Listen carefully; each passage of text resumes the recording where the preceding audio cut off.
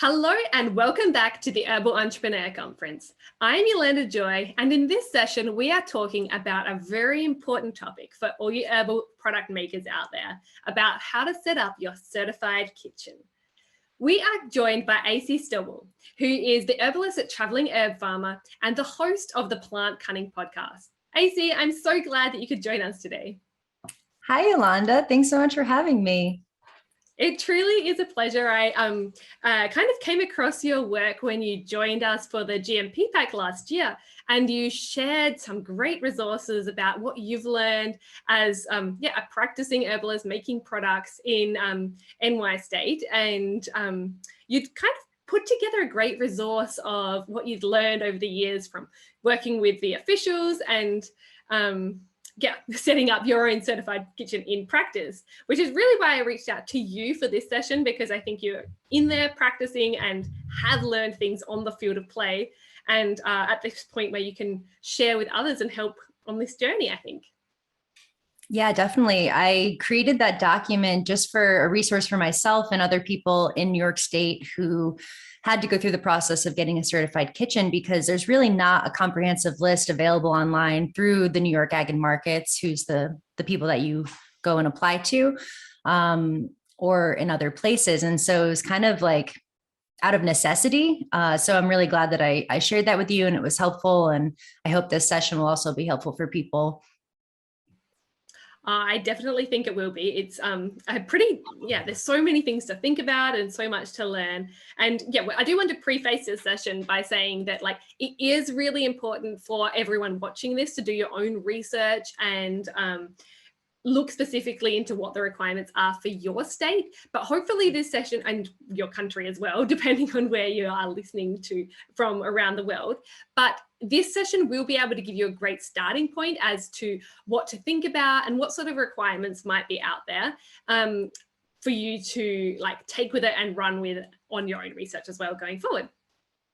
So I think that we might start with just an overview of what are some examples of the types of herbal products that can be made without a certified kitchen, and what sort of ones do require a certified kitchen in NY State at this point in time.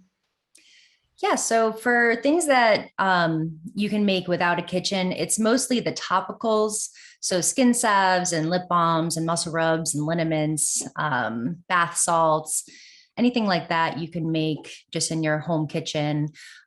Tinctures also don't fall under Ag and Market certified kitchens. They're an FDA situation that is a whole other ballgame, but you can make tinctures without a certified kitchen, although it is nice to have one if you're making tinctures.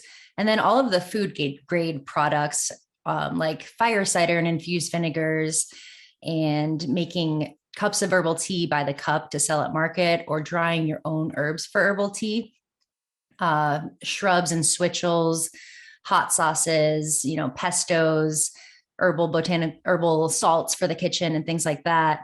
Anything that you're ingesting other than tinctures, like any food products, need to be made in a certified kitchen.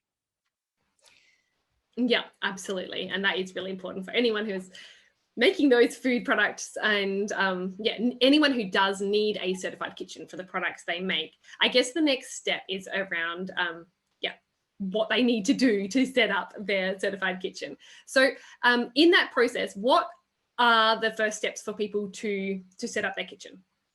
So if you're setting up a kitchen that's already in use, say you're renting a kitchen that's already made and ready to go, then that's kind of an easier first step rather than making one from scratch. So I think I'll start with describing what to do for that. And then we can talk about some of the actual requirements if you're making your own kitchen from the ground up. So you find your kitchen, you rent the kitchen, you get your equipment together of the things that you'll need. So things like having wipeable surfaces and shelves, a fire extinguisher, pest deterrents, your sanitizers and pH strips, things like that. We'll go into the equipment a little bit more later, but you're just getting everything together in your kitchen, getting it ready for inspection. So once it's ready, you're going to apply to the Ag and Markets, and you can go to their website, which we can link. for New York State at least. And you submit your application. And part of the application, part of it, they're going to want to see a water test. So that's one prep thing to do before they come and inspect, is have your water tested, and they'll delineate how what to test for. And most water testing places know exactly what to test for certified kitchens in your area. So you'll want to have your water testings, and you might want to have some of your paperwork together, like your standard operating procedures, how you clean the space, how you prepare to make products, how you store the products. And if you do make acidified foods like fire cider or infused vinegars or shrub and switchel, then they do require in New York State that you get something called a schedule process for acidified foods. And that requires you do a food safety course. And it's just one other set of paperwork that you submit with your recipe for that acidified food. So that's a little bit extra, but if you are doing that, it's something to be aware of. So then you'll submit your application. The inspector will get back to you. They'll schedule a time for your inspection, and they'll come and inspect the space. And I could speak a little bit to the inspection itself, if that's helpful. Yeah, I think that would be really interesting. Okay, so in my experience, the inspectors are usually super friendly. They're pretty helpful. It's like a little scary for someone, from the state with a clipboard to come to your house or to your business and, inspect your space for your business. But generally, they want to work with you. They want you as a client. They want to take your fee every year, and they want to keep inspecting you. So they might write you up for minor things, or there might be something that's major that you need to address, but they're going to help you move through that. They'll say, okay, well, how much time do you need to address this issue? Okay, I'll come back in a month, and then we'll pass you. So they want your business. So on the inspection day itself, I usually just kind of stand back, keep my mouth shut, let them lead the process, because they know what they're doing. They know what they're looking for, and allow them to lead and ask you questions, and then volunteer, whatever answers they're looking for. They might ask you to do certain things, like set up your dish station so that they can see your process in action. They might ask to see your labels, because there's certain label requirements. And sometimes they've asked about like sourcing, like where I get certain things from. But it's pretty easy. I would recommend just taking some notes. Like the document that I've created was my notes after every inspection of the things that they wrote me up for, because they will write you up for things. Like they kind of have to, I feel like they have to write up for a few minor things. Like one time it wasn't having a paper towel on a roll. They were just loose, and that had been fine the previous 5 inspections. But then that one day they're like, well, I'm going to write you up for that. So there's always something little like that. Just let them write you up for it. But if something does go wrong, if the inspector is, really like especially unkind or something, and you feel like you need to advocate yourself, I would recommend writing everything that happened down right away, sending in an email to, if you have a lawyer, great, or maybe just another employee. So there's like a stamped record of that. So if you need to talk to their higher ups, you have something written down, and it's super clear right after it happened. But that's pretty rare. So that's basically everything that I want to share about inspections itself. Well, that's pretty interesting. I think that's a really good idea, to keep that record and have it emailing it to someone, so it's timestamped and you're not just like making it up later on. And then also interesting to kind of realize that it's okay to be written up for small things, and they kind of need to write it up to show that they're doing their job, I guess. But like just being comfortable about that, so you're not doing anything necessarily wrong. It could just be something to change, put the paper rolls back up on the thing where they're supposed to be from now onwards, or whatever. And then keeping a record of that, so that going forward you can show that you've changed things, which is really important. I think just working with the person is the key there, and not being scared, even if they have that clipboard. Totally. And so once, like, I guess going on from the inspections, a good topic to talk about now would be the actual requirements of the kitchen. Yeah. So Okay. yeah, what are they looking for? So for the space itself, they want to see, first of all, that there's a separate entrance. So it can't be a room that's in your home, for example, where you have to go through your kitchen or living room to get to it. It has to have its own public entrance to the public. And I will mention too, if you're creating a space from scratch, you might want to check with your local town zoning board and things like that to make sure if you're installing plumbing and things like that, that it's doable and it's going to work out for your budget. So sometimes the inspector might want to see that type of paperwork before you even start building out. So yeah, having a public door, there needs to be a bathroom on site. It doesn't need to be in the kitchen, but and it's allowed to be in your house, or it's even allowed to be a porta potty if you're in a pinch. So there needs to be solid moppable floors. You can't have an earthen or gravel floor like some, farm wash station kitchens might have. That's not going to fly. It needs to be moppable. The walls need to be solid with no major cracks or holes for like insects or rodents to come in. And around the floor, around the baseboard, there needs to be a trim that's tall enough. You could be a piece of rubber, like they make those rubber trims, or a piece of wood, so that when you're mopping, it's not going to degrade the drywall by getting it wet over time. So having a base trim is something that they look for. You need to have plumbing, obviously. So your plumbing system needs to include on your 3-bay. So there's a 3-bay sink, and there's also a hand washing sink requirement. Some people I know in New York have gotten away with just the 3-bay sink and not needed the hand washing. But in my county, they wanted to know that I had a hand washing sink too.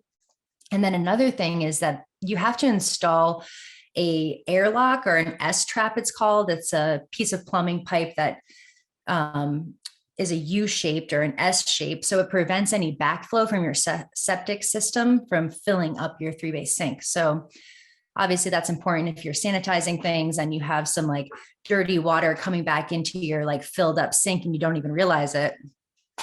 That's problematic. So they're really keen on the airlock. Like, don't try to skip out on that one. They're not going to let that fly. It's a critical one. And then it needs to be well lit. It needs to have wipeable surfaces, including the walls. So if you're painting drywall, use like a high gloss paint so that you can wipe it with a wet rag. And drop ceilings may or may not fly. Like I had one kitchen where it was fine for the first year, but then the second year they're like, oh, drop ceilings in here? That's not allowed. They had me take them out because they weren't wipeable. So that's one thing to note. And then there's a few requirements about the grounds. Usually the inspector will walk around the outside of the building to just check for potential rodent or insect damage. So you want to make sure there's clean, clear walkways to the door, and maybe have some rodent traps outside. And you need to have a trash can with a lid outside. So that's one thing that they're going to look for. And those are some of the like basic requirements, but there may be there's always going to be more requirements. Like I said, they're going to let you know on an individual basis. Your inspector will tell you exactly what you need to do, but that's the gist. Great.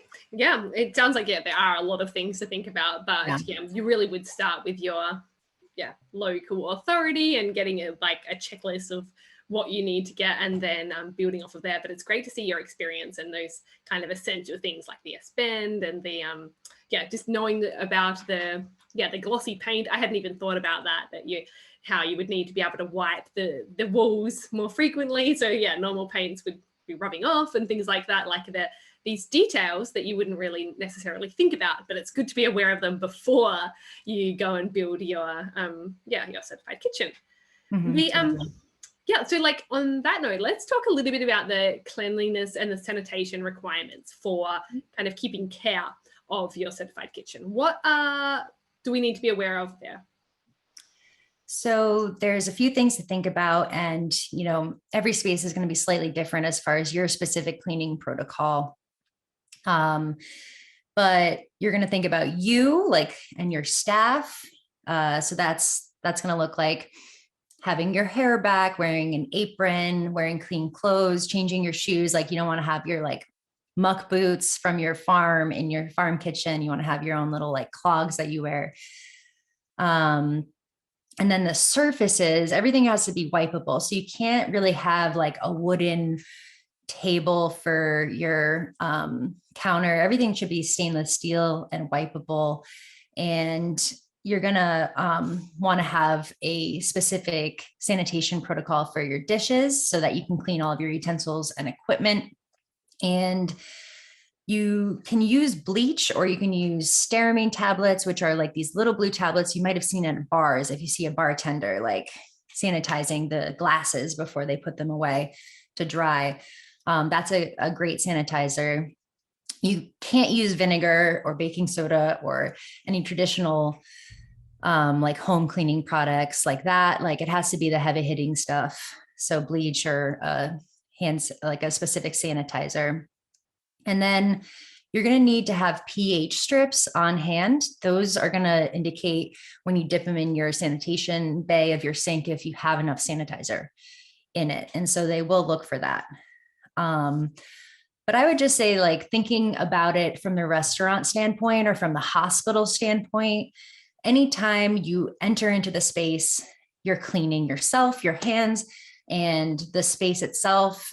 Any bottles that you're using, for the most part, need to be sanitized before you pour your final product into them. And anytime you touch your face or touch your cell phone to like turn the hot jams up on your music that are playing or something, like, that's a time to wash your hands again. Touching doorknobs and handles, like, wash your hands. But, you know, it basically looks like a lot of spraying down with sanitizer, a lot of sanitizing in all of your equipment in the sink. And then one other thing is you have to have a drying space for all of your equipment. So you can see behind me, this is my favorite method. It's just a wire rack over the 3-bay sink. So everything just dries and drips into that. And then for some of my bottles, I'm going to turn the screen over here. Can you see this? This is like a beaker drying rack. I got it online from like a sciencey website. So I love that for my like little tincture bottles and stuff that are hard to hold upright. It was a really great investment. So having a specific drying space, even if it's just like a clean towel on a counter or a wire rack like this, is important, and they'll want to see that. And it's funny, like, so one time one of my karate instructors, who's a builder, carpenter, master woodworker, he told me that his job is like 70% setup and cleanup and only 30% actually doing the woodworking. And that just stuck with me because I feel like that is life. I feel like that is being an herbalist. You know, it's like you are spending so much time just prepping the space, gathering your materials, cleaning, and then you make the thing, and then you're cleaning everything up and putting everything away. So I feel like it applies. And I think that's pretty much it for the sanitizing. Yep, I think that's pretty accurate as well. Like, to be able to do everything properly, you need to be doing, spending so much time, preparing to make products and cleaning up after, before and after. It's just, you're always cleaning basically, and the actual making component is actually only about 30%, which I reckon is pretty accurate. Kind of sad, but probably accurate. Sad but true. And then I just thought of one other thing is they will look for an employees must wash hands sign above your hand washing sink. You can print one out from New York State, just if you Google that. So just to remind your employees, who should already know to wash their hands frequently. But that's one other thing. That's an interesting point.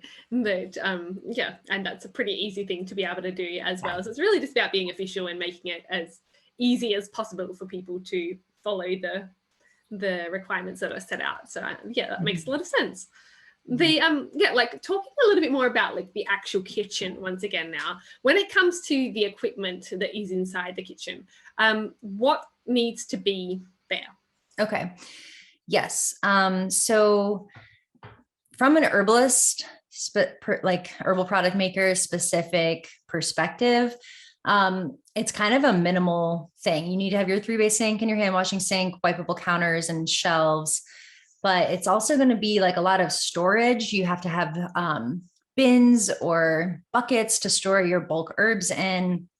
And then, you're going to need your utensils, like your bowls and stainless steel mixing spoons and beakers and things like that.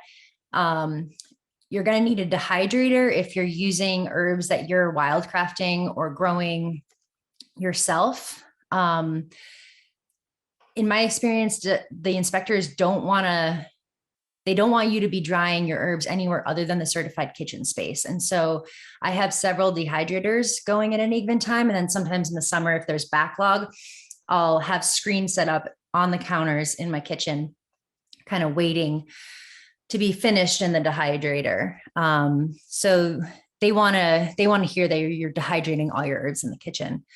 You might need a range or a stove to make like tea or elderberry syrup or shrubs. But I personally just use a hot plate because then you don't need to have like a hood vent. And the hot plates work just as well. You can have a fridge and freezer in your space if you're, using frozen fruits, like frozen elderberries or something like that. But I will caution that you don't want to have anything in your fridge or freezer that's not being used for production. And if you do have a fridge, I just have a mini fridge because I really only need a few things in the fridge. In your fridge, you have to have a thermometer that just tells the temperature. So they will look for that as well. Other good things for herbalists have is like crock pots for making salves and lip balms and things like that. And garblers, which are just like screens for you to garble your herbs down on. Blenders, food processors, and then you can get fancier equipment as you need to, like steam kettles and things like that. So it's kind of basic, but again, don't have anything in your kitchen that you're not using. Yeah, that definitely makes sense. And probably keeping it as simple as possible is a good thing, because then there's less to clean. But you need to obviously, what you need. So simplicity is good, but it depends on which products that you make as to what exactly you would need anyway. Yeah, totally.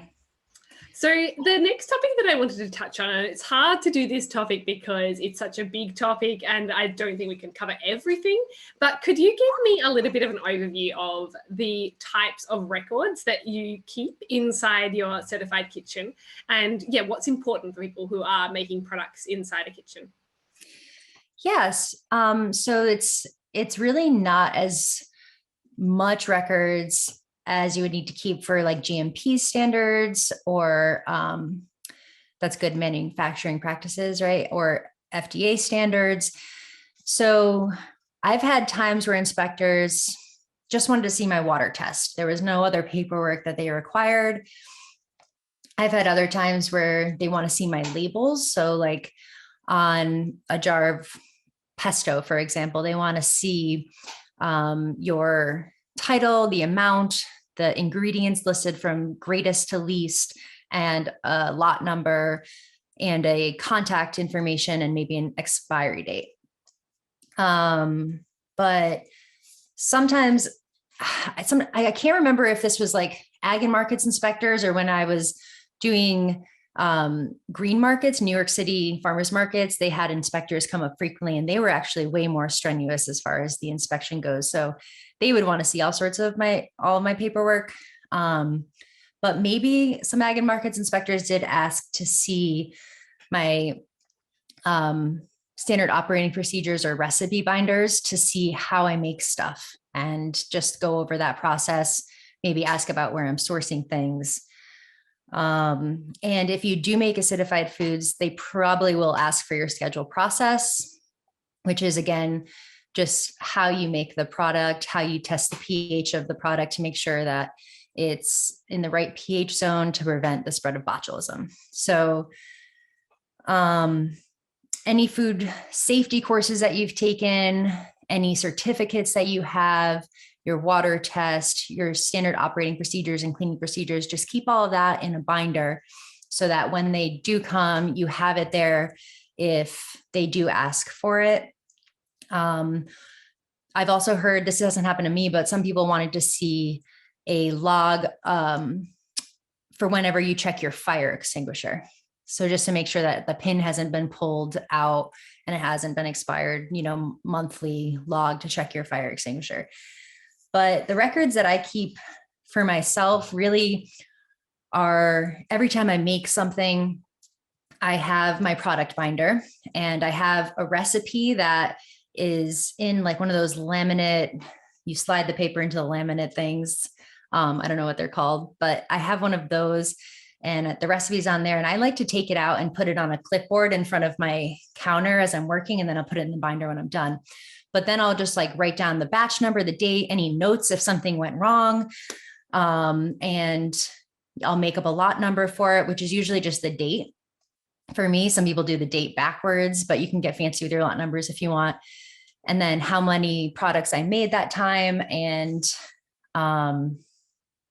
just any other notes. So that's helpful for me. And I don't know if it's an exact requirement for ag and markets, but I do recommend keeping track of that. So then you have accountability for your products. If you ever needed to have a recall, you know exactly how many bottles or jars that are being recalled and the batch number of those. And then one other thing that I think is new the last couple of years is you might have to make a COVID-19 protocol. And I think that you would just include things like a sign on your door that says we're not open to the public because global pandemic, requiring your employees to wear like masks and gloves when they're working, and then maybe like a tracking employees or whoever was in the kitchen if someone were to get sick, and then having them not come back for 2 weeks or whatever the current time is. So I think that's pretty much it for the records. Great. There are like a lot of things to think about there.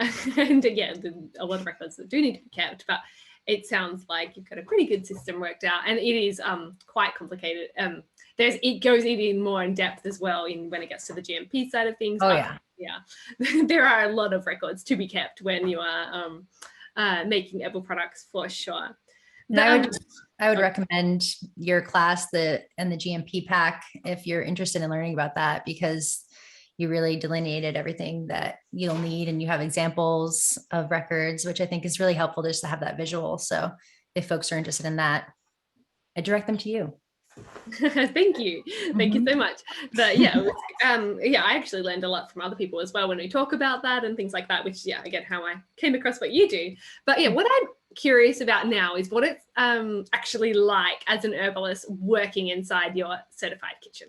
So a little bit like how often you make products, and then what sort of things you do inside your kitchen. What does it actually look like for you working in a kitchen? Yeah. So I kind of described this before, but it's like you start with yourself, getting yourself prepped with the right shoes. And I usually just wear a hat and will do like a quick clean of the space before I put my apron on. So I'll usually sweep. I also vacuum. I have like a little arm on my vacuum. So I get into the ceiling and I just sort of make sure from like floor to ceiling, things are feeling fresh. I usually will light a candle and put on some music. I like psychedelic rock. So I'm like rocking out in the kitchen as I'm making things. The vibe has to be right if you're making herbal remedies, and so I will then wipe down all the spaces, prepare my 3-bay sink, gather the materials that I need for whatever I'm making. Say I'm like straining a tincture that I made. I'll grab the jar, I'll grab the bottles that I'm going to be putting it in. And then I'll, wash my hands again and make the product or strain the tincture, whatever I'm doing. I do the actual product, that 30% again. And I do my record keeping of how many I made or, what the process was. and then package everything up. Like I like to store my products in bins, just to keep like dust off them and keep them protected. And then when I'm going to market, they're just in bins ready to roll. And I load them up in my car, and I keep all my market bins of done product on one shelf right by the door. So I can just load up my car for farmers markets really easily. And then, yeah, I feel like it's, just the cleanup, and that's pretty much it for the space. And as far as frequency, I feel like I'm in my kitchen a little bit every day, like throughout the week. But before my markets on Saturdays, I always have like a full day of prep, of like doing some product making or doing product inventory. But I've been using my kitchen. I have like a little desk that I use as my office space too. So whether I'm doing ordering or working on my website or things like that, I'm usually in my kitchen just because I love the space. So I hope that gives a good overview. Yeah, great. I think it's nice that you do love your space because of, it's where you're setting up your little herbal world, I guess. And it's important to love your space, I think. So that it's great that you do, I think. So how many days per week do you typically actually make products? I'm typically making products at least one day a week, but sometimes two. I usually do big batches, so I don't need to make things frequently. So like, for example, my salves, I make like 500 at a time. And so when that day that I'm making salve, it's like an all day affair. But there are some things that I make in smaller batches. And so I can whip that out in an afternoon. And so I would say for my business, it's 2 to 3 days of like production. But I'm kind of like I don't know, I have a lot of other things going on. And so the herbal product making is like a part of my business. I also do education and tech help for people. So, the product making is sort of like one piece of the pie, because I made that choice that I didn't want to be feeling like I was a salve factory. I didn't want to be just like sort of stuck in the kitchen all the time. And so that's how I've organized my business.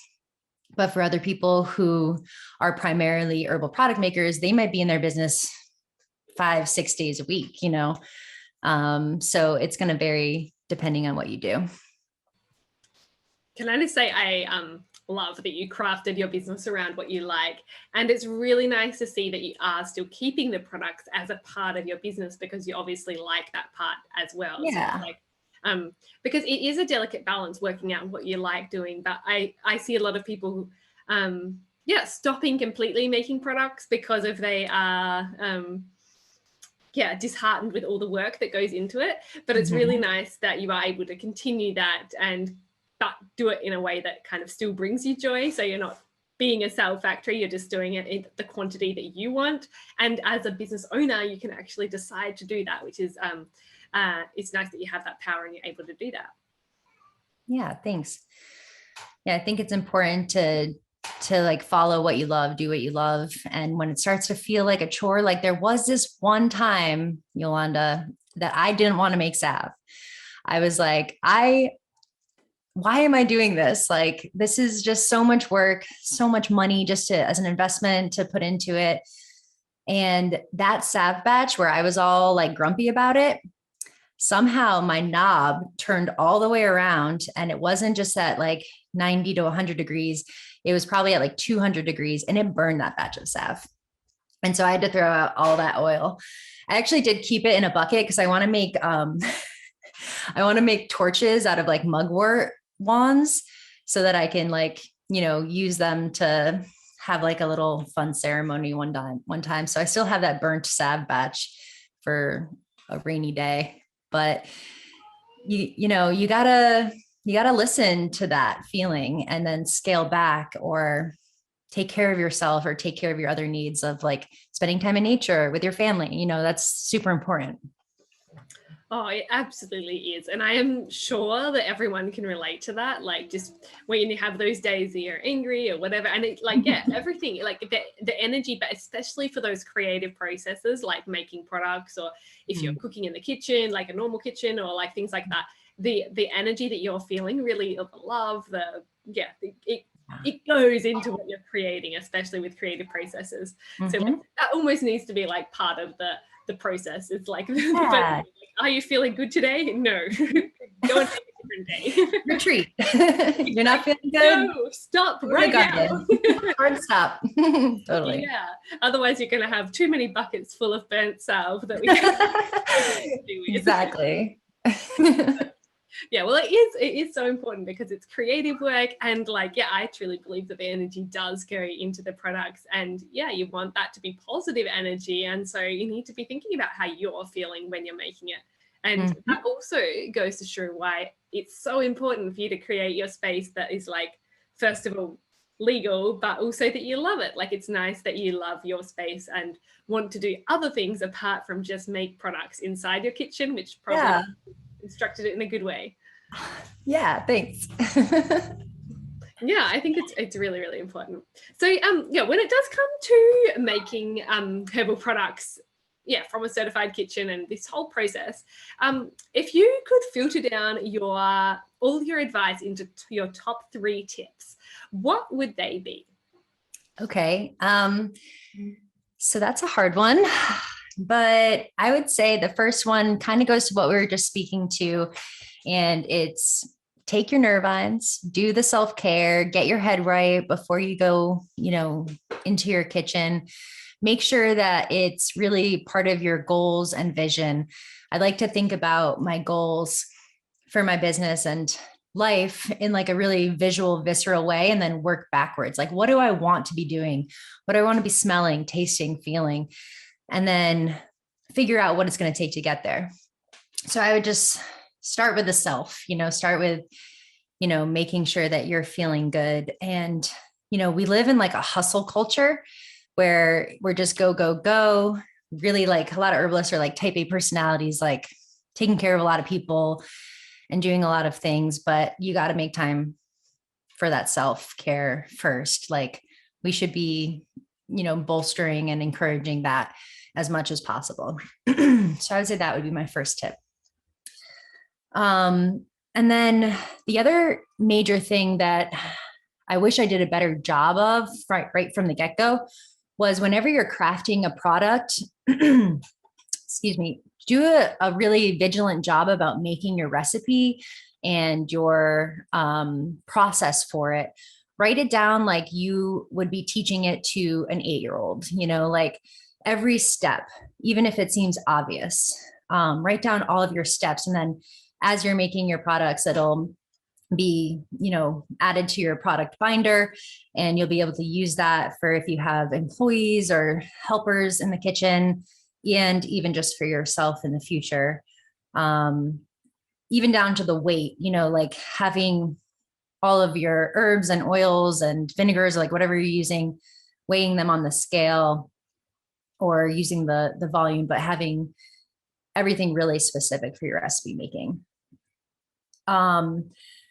And then some other tips about the space itself is, I feel like herbalists are masters at storage and Tetris. We have a lot of stuff, a lot of jars and bins and bottles, and bulk herbs take up a lot of space. Tinctures are heavy and they take up a lot of space. And so I would recommend using your vertical space in your kitchen as much as possible, and having shelves from like floor to ceiling.